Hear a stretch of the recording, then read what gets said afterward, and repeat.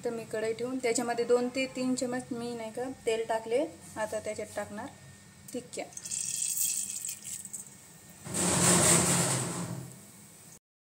तर मैत्रिणींनो आपल्या इथे टिक्क्या झालेल्या आहे। मी आता टाकणार त्याच्यात जिरं।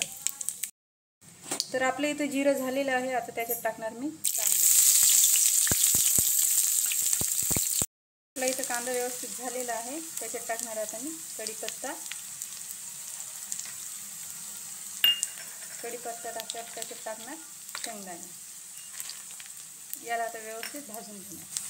तर इथं आपले कांदे झालेले आहेत। आता त्याच्यात टाकणार मी टमाटे। हे टमाटे आहे बारीक चिरून घेतले। याला नाही का आता व्यवस्थित छान एकजीव होऊ द्या। आपले टमाटे व्यवस्थित झालेले आहे। त्याच्यात टाकणार मी आता हळद पावडर, चटणी पावडर। मी ते चटणी पावडर 2 चमच यूज करायली। आता टाकणार चवीप्रमाणे मीठ।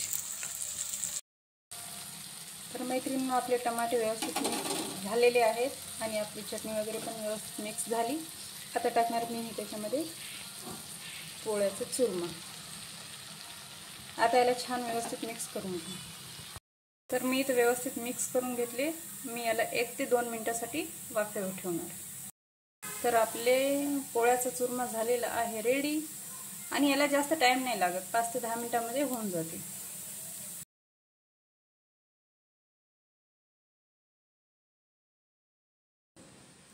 तर मैत्रिणींनो आपला इथं पोळ्याचा चुरमा झालेला आहे रेडी।